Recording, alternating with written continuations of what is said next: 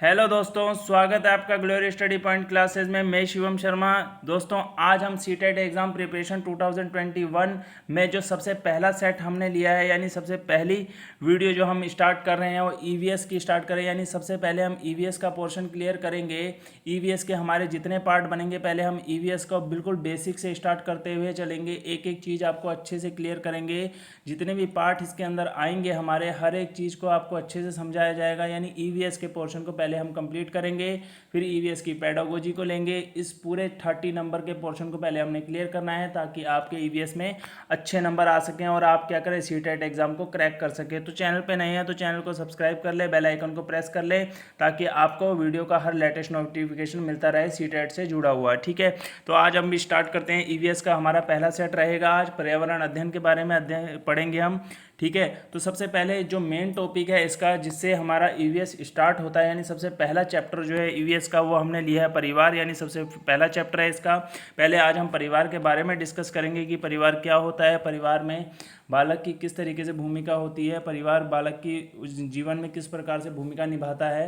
ठीक है, तो इसके बारे में पूरा हम डिस्कस करेंगे। एक एक चीज़ बिल्कुल नॉर्मल तरीके से आपको समझाऊंगा। आप एक कॉपी पेन ले लीजिए।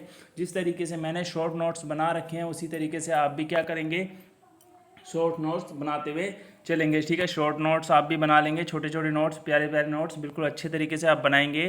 बिल्कुल प्यार मोहब्बत से पढ़ेंगे, बिल्कुल अच्छे तरीके से आपको समझा देंगे। एक एक चीज़ आपके दिमाग में अच्छे से फिट हो जाएगी। तो आइए देखते हैं। सबसे पहला टॉपिक है हमारा परिवार। देखो, परिवार क्या होता है, जहाँ पे बालक क्या करता है, जन्म लेता है और उस माहौल में रहता है, और वहाँ से वो अपनी हर एक चीज़ को सीखता है। उसकी आदतें होगी, उसका खेलना कूदना, समाज के बारे में उसे सारी जानकारी मिलती है। यानी सबसे पहले जो परिवार है, आप क्या कह सकते हैं, परिवार ही बालक की क्या होती है, प्रथम पाठशाला होती है।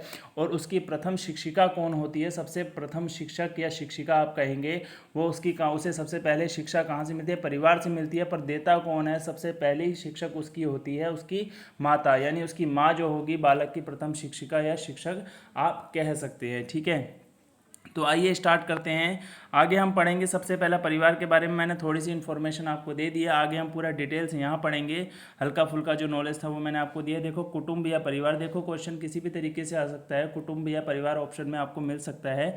तो आप बात करेंगे। देखिए, सबसे पहले कुटुंब और परिवार दोनों का मतलब एक ही होता है। ठीक है, कोई डिफरेंस नहीं है। यहाँ पे पढ़ेंगे आप, व्यक्ति के सामाजिक जीवन में सबसे बड़ी भूमिका परिवार की होती है। यानी क्या कह रहा है कि अगर हम किसी व्यक्ति के या मनुष्य के सामाजिक जीवन की बात करें, तो सामाजिक जीवन का सबसे महत्वपूर्ण भूमिका उसमें कौन निभाता है, उसका परिवार निभाता है। ठीक है, यानी परिवार की जो है व्यक्ति के जीवन में सबसे बड़ी क्या होती है, भूमिका होती है, जिसमें सामाजिक तौर पर उसको सामाजिक नियम वगैरह सबकी जानकारी उसे कहाँ से मिलती है, परिवार से मिलती है। पहला टॉपिक आपका क्लियर हुआ। देखेंगे यहाँ पर लिखा है, परिवार ज्ञान की क्या है, प्रथम पाठशाला है।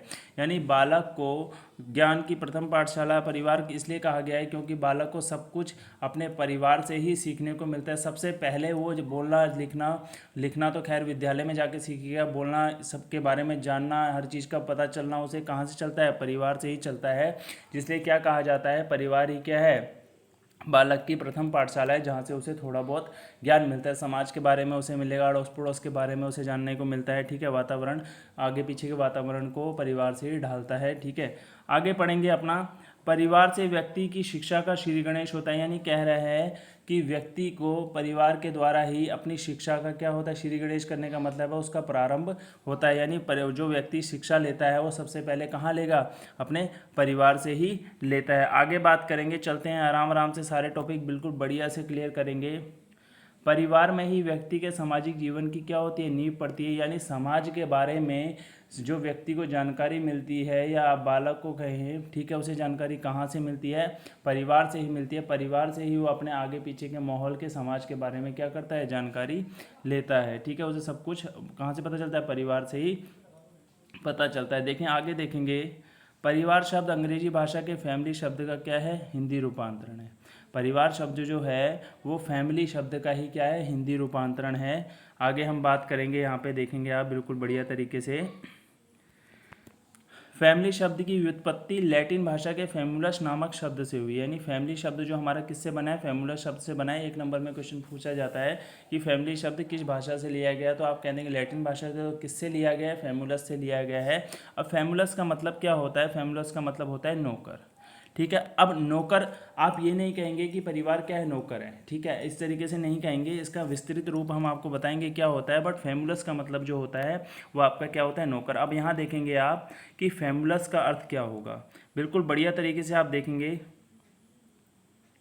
ठीक है।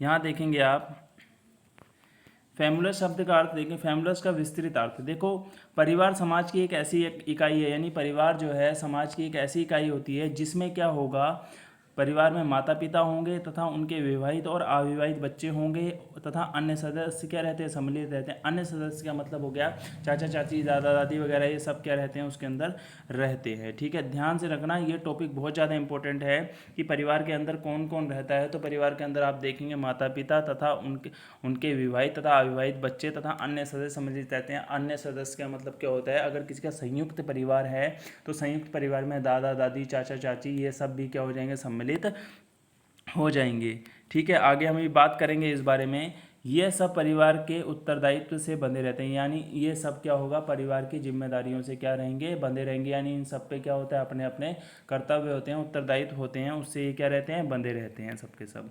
आगे आ जाते हैं, हम परिवार की विशेषता के बारे में पढ़ेंगे, ठीक है। सिंपल टॉपिक है, फटाफट क्लियर करते हैं। सार्वभौमिक सामाजिक संस्था होती है ये। दूसरा क्या होता है, वैवाहिक अनिवार्यता होती है, ठीक है। रक्त संबंध होता है परिवार में। इन सब टॉपिकों को आप ऐसे ही याद करेंगे, ठीक है। रक्त संबंध यानी देखो, रक्त संबंध जैसे चाचा का भतीजे से, भतीजे का कैसे चाचा से या चाची की चाचा से रहेगा, फिर उसके बाद भाई का बहन से, इस तरीके से रक्त संबंध बना रहता है। तो आगे आप बात फैमिली की बात, एक परिवार की बात करिए, भाई बहन माता पिता, इन सब का, माता पिता का अपने बच्चों से, माता पिता का जैसे पिता का किससे, दादा दादी से, इन सब से क्या था, एक संबंध, रक्त संबंध बना रहता है। तो रक्त संबंध आप समझ गए होंगे, यानी ब्लड रिलेशन जिसे आप कहेंगे। निवास स्थान आप देखेंगे, फिर नाम और एवं वंशावली, ठीक है, ये सब चीज़ें क्या हैं, इसकी विशेषताएं। आर्थिक व्यवस्था, ठीक है, परिवार की स्थिति कैसी है, ये भी क्या है, इसकी एक विशेषता है। समाज सुरक्षा की बुनियादी इकाई, ये भी क्या होगा, इसकी एक विशेषता है। इसके बारे में भी हमने आपको देखो, परिवार की ये सब विशेषताएं होती हैं, जितनी भी 2 4 6 एक 7 विशेषताएं हमने परिवार की आपको बताई हैं। ये सब विशेषताएं बहुत ज़्यादा जरूरी है, आप इसे अच्छे से देख लें। कोई भी एक चीज़ इसमें पूछी जा सकती है कि परिवार की विशेषताओं में किसको शामिल किया जाता है, तो वो आप इनमें से कोई एक दे दिया जाएगा, 3 टॉपिक आपको अलग दे जाएंगे, या हो सकता है 3 दे के और लास्ट में बोले ये सभी। तो आप इन सबको अच्छे से याद कर लें, आपको ये ध्यान में रहना चाहिए, ठीक है। अब यहाँ देखेंगे, आगे हम बात करें तो देखो परिवार का स्वरूप, देखो परिवार के स्वरूप की बात करें, परिवार कैसा होता है। देखो परिवार 2 प्रकार का होगा, पहला होगा संयुक्त परिवार, परिवार जिसमें सब मिलजुल कर रहेंगे, और एक होगा एकाकी परिवार। एकाकी परिवार जो संयुक्त परिवार से क्या होगा, अलग होगा। देखो अभी सबको क्लियर कर देता हूँ मैं यहाँ पे। परिवार के 2 स्वरूप होते हैं, पहला होता है संयुक्त परिवार, दूसरा होता है एकाकी परिवार, ठीक है। अब आगे बात करेंगे संयुक्त परिवार में, देखेंगे आप यहाँ पे संयुक्त परिवार में 2-3 पीढ़ियों के सदस्य क्या होते हैं, शामिल होते हैं। यानी संयुक्त परिवार में क्या होगा, 2-3 पीढ़ियों के सदस्य शामिल होंगे। जैसे मान लीजिए आपके परदादा, उनके बाद दादा, उसके बाद आपके मम्मी पापा, इस तरीके से 2-3 पीढ़ियों के क्या होते हैं, सदस्य उसके अंदर शामिल रहते हैं। देखो संयुक्त परिवार में कौन कौन होगा, इस चीज़ को भी आप ध्यान से देख लें। संयुक्त परिवार में माता पिता, पुत्र पुत्री, भाई बहन, पुत्र वधू एवं उनके बच्चे, चाचा चाची, दादा दादी आदि एक साथ क्या होते हैं, रहते हैं। यानी ये पूरा जो माहौल है, माता पिता से लेकर दादा दादी तक का, ये पूरा आपका क्या रहता है, संयुक्त परिवार के रूप में रहता है। यानी मिलजुल कर रहने वाला परिवार ये आपका क्या होगा, संयुक्त परिवार होगा। देखो ध्यान से, सर्वाधिक आयु वाला व्यक्ति परिवार का क्या होता है, मुखिया होता है। यानी परिवार में जो सबसे बड़ा व्यक्ति होगा वही परिवार का क्या होगा, मुखिया होगा।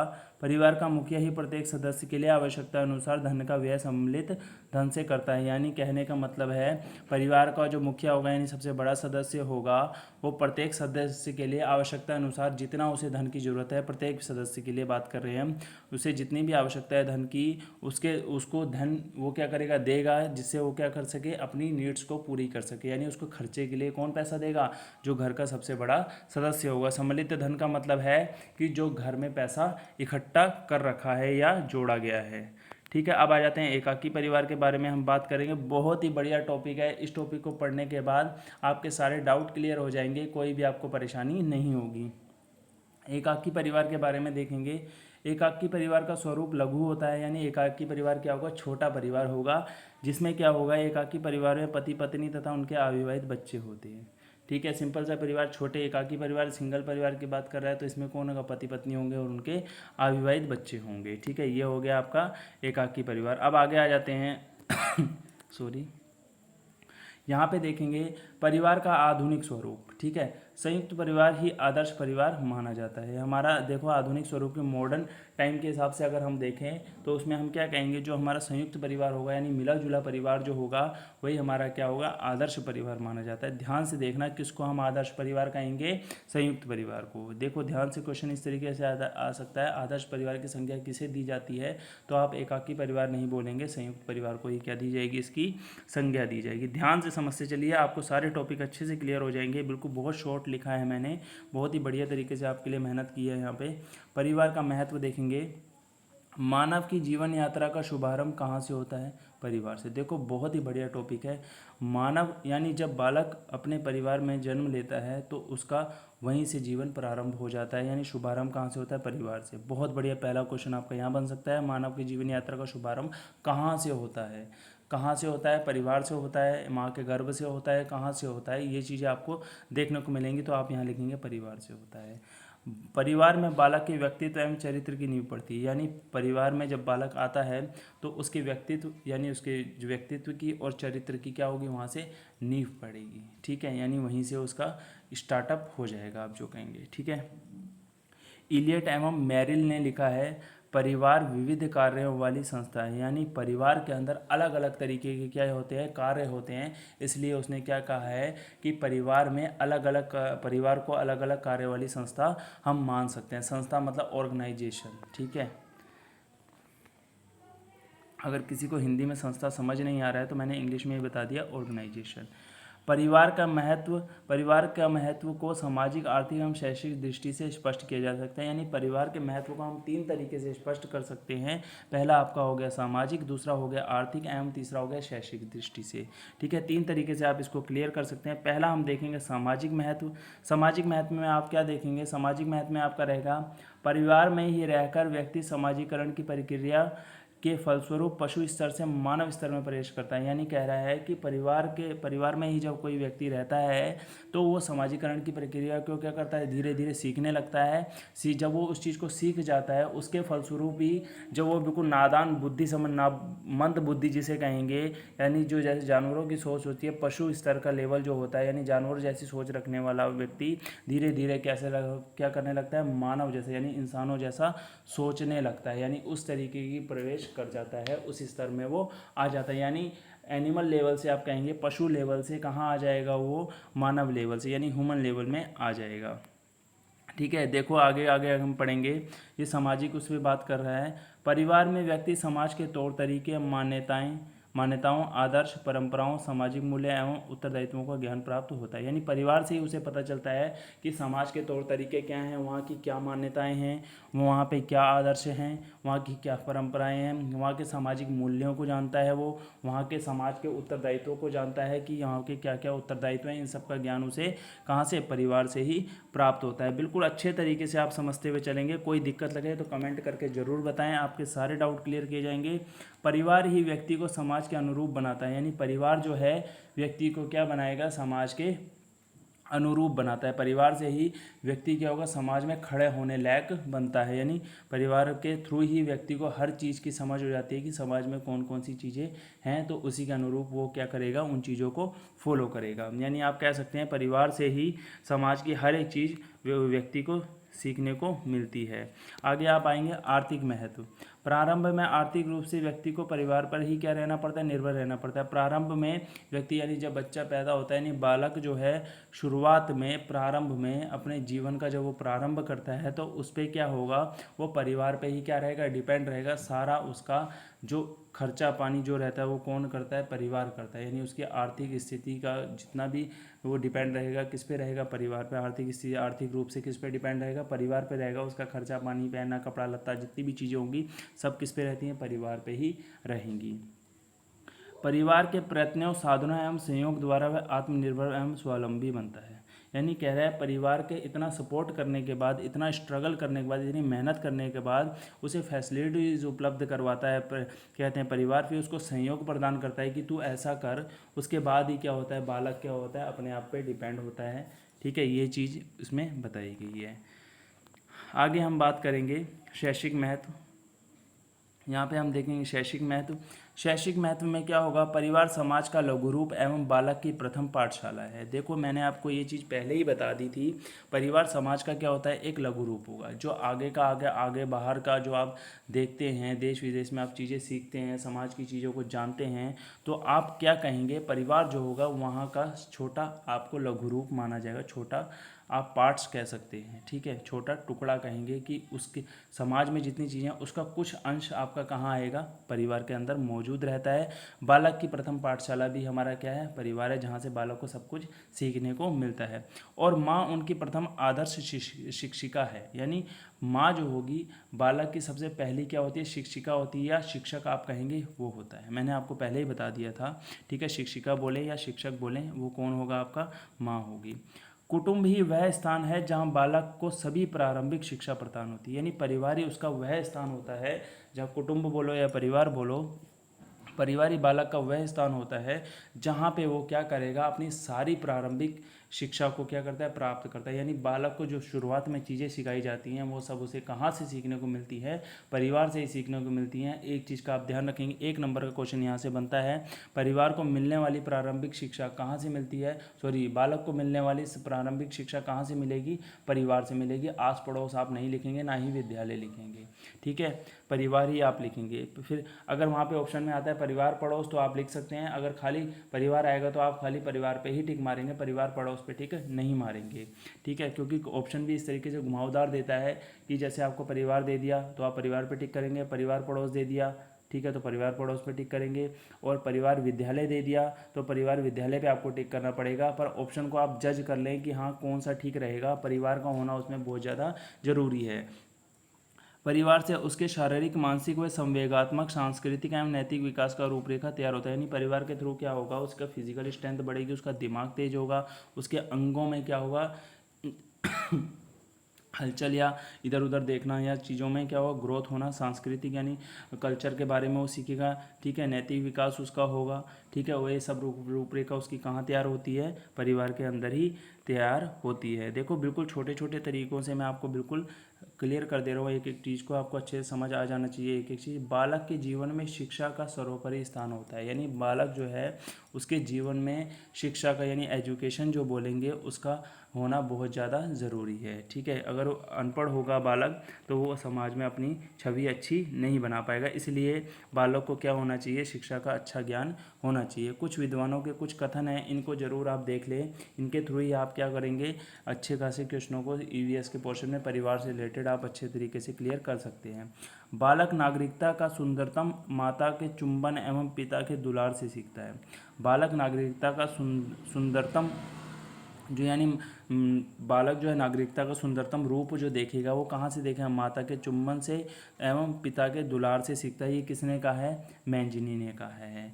ठीक है, कथन आप समझेंगे, बिल्कुल सिंपल हैं, बिल्कुल आप अच्छे समझ सकते हैं। बालक को अगर परिवार से अलग रखा जाए तो उसका व्यक्तित्व जटिल हो जाएगा, यानी कह रहा है कि बालक पैदा हो और उसे परिवार से हटा दिया जाए तो उसका व्यक्तित्व, उसकी पर्सनैलिटी जिसे आप बोलेंगे वो क्या हो जाएगी, थोड़ी सी डिफ़िकल्ट हो जाएगी, जटिल हो जाएगी। ये किसने कहा है, लोक ने कहा है। यानी उसको जो चीज़ें सीखनी है वो सीखने को नहीं मिलेंगी, परिवार में बालक को कई चीज़ें सीखने को मिलती हैं। बालक को प्रथम 5 वर्षों में जो शिक्षा मिलती है वह फिर कभी नहीं मिलती, यानी बिल्कुल सही बात कह रहा है। बालक को जो प्रथम 5 वर्षों में जो शिक्षा मिल जाती है, गांधी जी का कथन है, ये बिल्कुल सही बात कही गई है। यानी बालक को जो शुरू के 5 सालों में सिखा दिया जाता है वो चीज़ें वो फिर दोबारा नहीं सीखता, यानी गांधी जी का ये कथन है। ठीक है, इस चीज़ को आप ध्यान रखेंगे। माता ही बालक की प्रथम सर्वोच्च शिक्षिका है, घर शिक्षा का सर्वोत्तम स्थान व बालक की प्रथम विद्यालय है। बिल्कुल सटीक बात बोली है यहाँ पे। माता जो होगी बालक की क्या होती है, प्रथम शिक्षक होती है, यानी उसे सब चीज़ सिखाने वाली कौन होती है परिवार में, उसकी माता होती है। घर ही शिक्षा का सर्वोत्तम यानी क्या कहेंगे, साधन है या आप स्थान कहेंगे। ठीक है, परिवार ही क्या होगा, शिक्षा का क्या, घर जो है शिक्षा का क्या है, सर्वोत्तम स्थान है। और बालक ही क्या होता है, कहते हैं बालक का प्रथम क्या होता है, विद्यालय होता है, जहाँ पे वो क्या करता है, अपनी शिक्षा को ग्रहण करता है। ये किसने कहा? पेस्टालोजी ने कहा है। ठीक है, अब आ जाते हैं हम मेन पॉइंट पे, विशेष पे कुछ विशेष चीज़ों के बारे में पढ़ते हैं। बच्चों के स्वाभाविक एवं संतुलित विकास के लिए परिवार का माहौल भय मुक्त, सौहार्दपूर्ण व शांत होना चाहिए। यानी अगर हम बालक का संतुलित विकास व स्वाभाविक विकास करें तो परिवार का माहौल बिल्कुल भययुक्त यानी निडर होना चाहिए। परिवार का माहौल बिल्कुल निडर होना चाहिए, जिससे बच्चा अच्छे से पनप पाए, अच्छे से चीज़ों को ज्ञान कर सके। और वहाँ का माहौल बिल्कुल शांत होना चाहिए, जिससे बच्चे का ध्यान उस तरफ लग सके, जिससे उसका संतुलित विकास व स्वाभाविक विकास हो सके। ठीक है, इस तरीके से बिल्कुल अच्छे से आप इसको समझ गए होंगे। अब देखो कुछ हमारे लास्ट टॉपिक आ चुका है। परिवार में इतना ही था जितना मैं आपको बता चुका हूँ। अब मेन टॉपिक जो गृह शिक्षा की क्या क्या विधियाँ होती हैं वो आपको मैं बताता हूँ। घर में बच्चा किस किस विधि से शिक्षा को ग्रहण करता है, तो आप यहाँ देखें, पहला हो गया खेल विधि द्वारा, इंद्रिय परीक्षण विधि द्वारा, भाषा के द्वारा, वहाँ का भाषा किस तरीके की भाषा बोली जा रही है उसको भी सीख कर बच्चा कुछ ना कुछ सीखता है। अनुकरण विधि, कहानी विधि, संगीत विधि द्वारा, अभ्यास द्वारा कुछ ना कुछ प्रैक्टिकल करेगा, कुछ ना कुछ गाने गुनगुनाएगा, कहानियाँ सुनेगा, कई चीज़ें हैं करके सीखना, यानी खुद करेगा उन चीज़ों को प्रैक्टिकली, जिसे आप बोलेंगे वो भी उससे भी सीखे। उत्तरदायित्व विधि, यानी उसे जब जिम्मेदारी दी जाती है कि भाई तूने ये चीज़ करनी है तो उस पर जिम्मेदारी आती है, उससे भी बच्चा कुछ सीखता है। साचार्य विधि हो गई। फिर उसके बाद निर्देश विधि, यानी उसको कुछ निर्देश इंस्ट्रक्शन जो दिए जाते हैं उससे भी बालक में क्या आती है? सीखने की प्रवृत्ति आती है, यानी शिक्षा को ग्रहण करता है। तो आज के वीडियो में हमने परिवार टॉपिक को पूरा अच्छे से क्लियर कर लिया है। इसमें हमारा कुछ नहीं बचा है। हमने परिवार टॉपिक को बिल्कुल अच्छे से एक एक चीज़ को बिल्कुल बढ़िया तरीके से आपको समझा दिया है। अगर फिर भी आपको कोई डाउट लगता है तो आप कमेंट करके ज़रूर बताएं। मिलते हैं अपने सेकंड टॉपिक के साथ, जिसका नाम है मित्र। मित्र के बारे में पढ़ेंगे, यानी मित्र की हम बालक के जीवन में किस तरीके से भूमिका होती है, यानी दोस्त बनाने पर बालक को क्या क्या बेनिफिट्स मिलते हैं, वो सब हम अपने नेक्स्ट वीडियो में डिस्कस करेंगे। ठीक है, तो मिलते हैं अपने नेक्स्ट वीडियो के साथ। Thank you.